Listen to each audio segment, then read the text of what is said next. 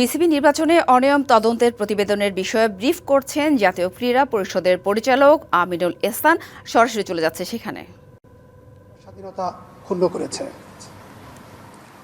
তবে দুঃখজনকভাবে তাদের প্রকৃত অবস্থান ব্যাখ্যা করার জন্য তারা কেউই সাক্ষাৎকারে উপস্থিত হননি এবং তাদের বিরুদ্ধে উত্থাপিত অভিযোগের বিষয়ে কোনো বক্তব্য প্রদান করেননি।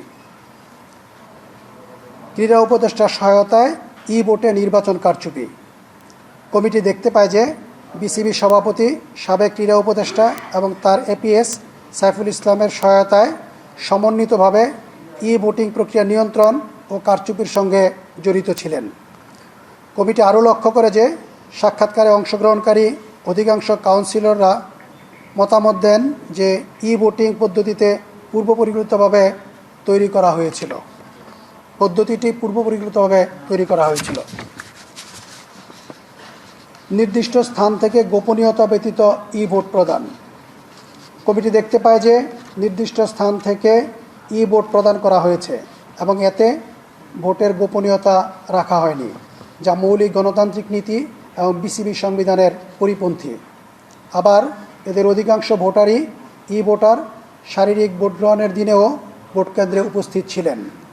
সরাসরি ভোট প্রদানের সুযোগ থাকলেও রাজধানীর হোটেল শেরাটনে 5 তারিখ রাতে এক জায়গায় জড়ো হয়েই ভোট দেওয়া হয় এবং এর প্রক্রিয়া কমিটির কাছে ভোট কারসাজি মনে হয়েছে। অ্যাডহক কমিটিতে মিস্টার আমিনুল ইসলাম বুলবুল এবং মিস্টার নাজমুল আবেদিন ফাহিমকে অন্তর্ভুক্ত করা এবং তাদের কাউন্সিলরশিপ নিশ্চিত করতে অযৌক্তিক প্রভাব খাটানো। কমিটি দেখতে পায় যে ক্রীড়া উপদেষ্টা ও এনএসসি কর্মকর্তাদের সহায়তায় 8 সেপ্টেম্বর 2025 তারিখে ঢাকা বিভাগ এবং ঢাকা জেলার অ্যাডহক কমিটিতে মিস্টার আমিনুল ইসলাম বুলবুল এবং মিস্টার নাজমুল আবেদিন ফাহিমকে অন্তর্ভুক্ত করা হয়, যাতে তারা কাউন্সিলর পদ নিশ্চিত করতে পারেন এবং পরবর্তীতে বিসিবি পরিচালক পদে নির্বাচিত হতে পারেন। এটি ক্রীড়া উপদেষ্টার পক্ষপাত এবং প্রভাব প্রতিফলিত করে, যারা তাদের পছন্দের ব্যক্তিদের কাউন্সিলর তালিকা অন্তর্ভুক্ত করতে এবং তাদের বিসিবি পরিচালক পদে নির্বাচিত হতে সহায়তা করেছে। এটি গুরুতর ক্ষমতার অপব্যবহার। নির্বাচনের প্রক্রিয়া নিয়ন্ত্রণ। কমিটি দেখতে পায় যে 2025 সালের বিসিবি নির্বাচনকে বিসিবি সভাপতি, সাবেক ক্রীড়া উপদেষ্টা ও অন্যান্য সহযোগীদের সহায়তায় নিয়ন্ত্রণ করেছেন। নির্বাচনী প্রক্রিয়াটি স্বাধীন, ন্যায়সঙ্গত বা স্বচ্ছ ছিল না। 6.3 ক্যাটাগরি 2 মেট্রোপলিটন ক্লাব থেকে অভিযোগ সূত্র 55টি মেট্রোপলিটন ক্লাবের সভাপতি, সেক্রেটারি এবং কাউন্সিলরগণ। অভিযোগের তারিখ 9 মার্চ 2026। নির্বাচনে কারচুপি।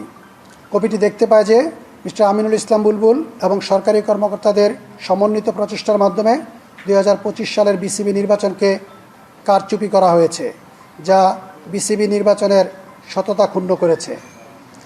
ক্লাব কাউন্সিলরদের বক্তব্যের ভিত্তিতে কমিটি আরও দেখেছে যে নির্বাচনের সময় হুমকি প্রদান ও বেআইনিভাবে জবরদস্তি করা হয়েছিল। ভোটিং সিস্টেমের অপব্যবহার।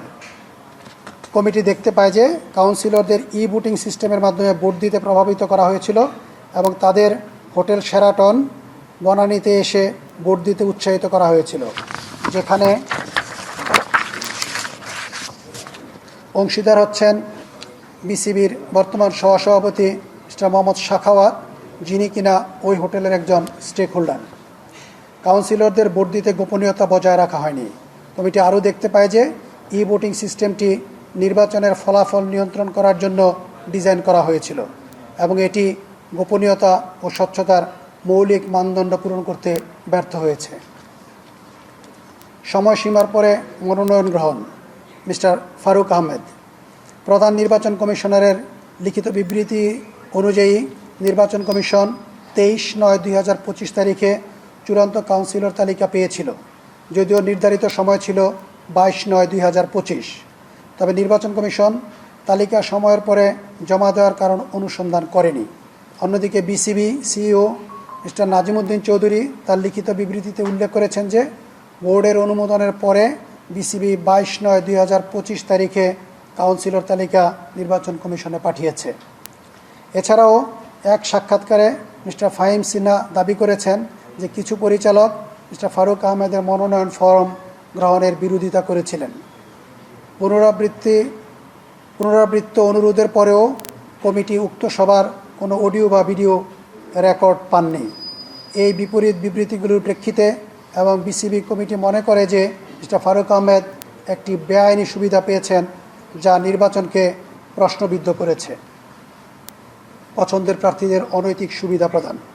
কমিটি দেখতে পায় যে তখনকার স্পোর্টস অ্যাডভাইজারের অপছন্দের প্রার্থীদের নির্বাচনের বিভিন্ন ধাপে অনৈতিক সুবিধা দেওয়া হয়েছে, যার মধ্যে রয়েছে সময়সীমার পরে মনোনয়ন গ্রহণ, ভোটার তালিকার আগাম প্রবেশাধিকার, বেআইনি প্রচারণায় সহায়তা ইত্যাদি। নির্দিষ্ট স্থানে ভোটারদের ভোট প্রদানের জন্য প্রভাবিত করা। কমিটি দেখতে পায় যে ভোটারদের ভোট নির্দিষ্ট স্থানে দিতে নির্দেশ করা হয়েছিল, যা ভোট প্রদানের গোপনীয়তা এবং স্বাতন্ত্র্যকে ক্ষুণ্ণ করেছে। ভোটারদের সরকারি কর্মকর্তাদের উপস্থিতিতে ভোট দিতে বাধ্য করা। কমিটি দেখতে পায় যে ভোটারদের সরকারি কর্মকর্তাদের উপস্থিতিতে তাদের ভোট দিতে বাধ্য করা হয়েছে, যা স্বাধীন ও ন্যায়সঙ্গত নির্বাচনের মূলনীতির সরাসরি লঙ্ঘন। এই কার্যক্রম ভোটারদের স্বাধীনভাবে সিদ্ধান্ত নেওয়ার ক্ষমতাকে ক্ষুণ্ণ করেছে। সামগ্রিক ভোটদান পরিবেশ। কমিটি দেখতে পায় যে সামগ্রিক ভোটদান পরিবেশ স্বাধীন ও ন্যায়সঙ্গত নির্বাচনের জন্য উপযুক্ত ছিল না। নির্বাচনী প্রক্রিয়ায় স্বচ্ছতার অভাব ছিল, ভোটাররা হুমকির মুখে পড়েছিল এবং প্রক্রিয়াগত অনিয়ম ব্যাপকভাবে ঘটেছিল। বিসিবি সংবিধানের লঙ্ঘন। প্রাপ্ত কমিটি দেখতে পায় যে তদন্তে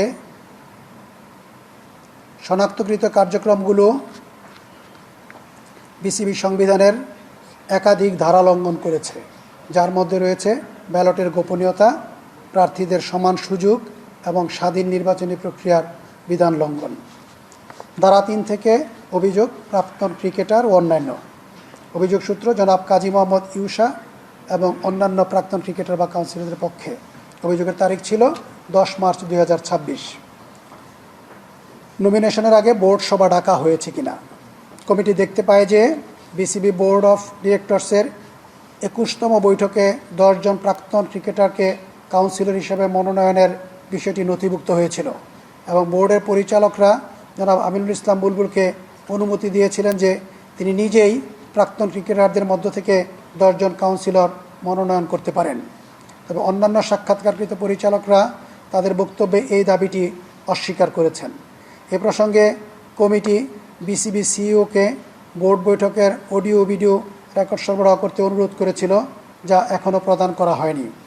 এর বিপরীতে বিসিবি সিইও 4/4/2025 তারিখে একটি ইমেইলের মাধ্যমে বোর্ড সভার অডিও ভিডিও রেকর্ড সরবরাহের জন্য 3 থেকে 4 সপ্তাহ সময় চেয়েছিলেন, যা কমিটি অযৌক্তিক এবং অসহযোগী মনে করেছে। তাই কমিটি বিশ্বাস করে যে বিসিবি কমিটিকে অডিও ভিডিও রেকর্ড সরবরাহ করতে ইচ্ছুক নয়। সুতরাং বোর্ড অনুমোদন প্রাপ্তির ক্ষেত্রে উত্থাপিত আপত্তি যথাযথ ভিত্তিসম্পন্ন। বিসিবি সভাপতি হিসেবে জনাব আমিনুল ইসলাম বুলবুল কি তার ক্ষমতার বাইরে কাজ করেছিলেন।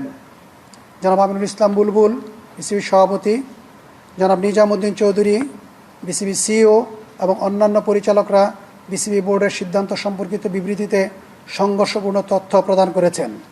এছাড়াও কমিটি উক্ত বৈঠকের কোনো ভিডিও বা অডিও রেকর্ড পায়নি, যদিও বিসিবি কর্তৃপক্ষকে বারবার অনুরোধ করা হয়েছিল।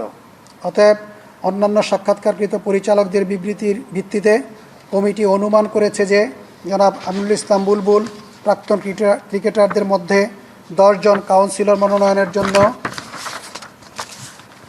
যথাযথভাবে অনুমোদিত ছিলেন না। এছাড়াও বিসিবি সংবিধানের আর্টিকেল 9.3.3 অনুযায়ী সভাপতি এককভাবে 10 জন প্রাক্তন ক্রিকেটারকে কাউন্সিলর মনোনয়নের ক্ষমতা রাখেন না। সুতরাং বিসিবি সভাপতি হিসেবে জনাব আমিনুল ইসলাম বুলবুল একপক্ষীয়ভাবে 10 জন প্রাক্তন ক্রিকেটারকে কাউন্সিলর হিসেবে মনোনয়ন করে তার ক্ষমতার বাইরে কাজ করেছেন। এটি সুস্পষ্ট ক্ষমতার অপব্যবহার এবং বিসিবি সংবিধানের লঙ্ঘন। মনোনয়নের নির্বাচন প্রভাব।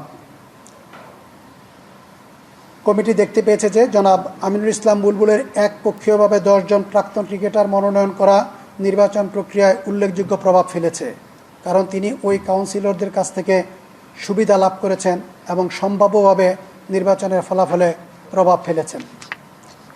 প্রণালীগত অনুসন্ধান, সংবিধানগত অপ্রতুলতা। বিসিবি সংবিধানের অপ্রতুলতা প্রাপ্তি। কমিটি দেখতে পেয়েছে যে বিসিবি সংবিধান মৌলিকভাবে যথেষ্ট নয় যাতে স্বাধীন, ন্যায্য এবং স্বচ্ছ নির্বাচন নিশ্চিত করা যায়। সংবিধানের কাঠামোগত দুর্বলতা এমন একটি পরিবেশ সৃষ্টি করেছে যেখানে শনাক্তকৃত অনিয়মগুলো ঘটতে সুযোগ পেয়েছে। বিসিবি নির্বাচন নিয়মের অসম্পূর্ণতা প্রাপ্তি। কমিটি দেখতে পেয়েছে যে বিসিবি নির্বাচন নিয়ম 2025 অসম্পূর্ণ এবং অপর্যাপ্ত। ই ভোটিং, স্বাধীন তত্ত্বাবধান এবং ব্যালট গোপনীয়তার জন্য কোনো ধারা না থাকায় দুর্বলতা সৃষ্টি হয়েছে, যা অপব্যবহারের সুযোগ দিয়েছে। কমিটি কিছু সংস্কারের জন্য সুপারিশ করেছে, এই সুপারিশগুলো অবহিত করছি। বিসিবি সংবিধান সংস্কার।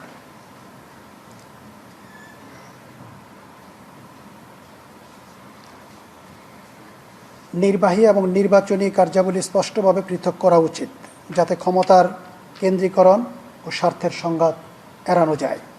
একটি স্বাধীন গভর্নেন্স ও এথিক্স কমিটি গঠন করা প্রয়োজন, যা নীতিমালা অনুসরণ, নৈতিকতা এবং জবাবদিহিতা নিশ্চিত করবে।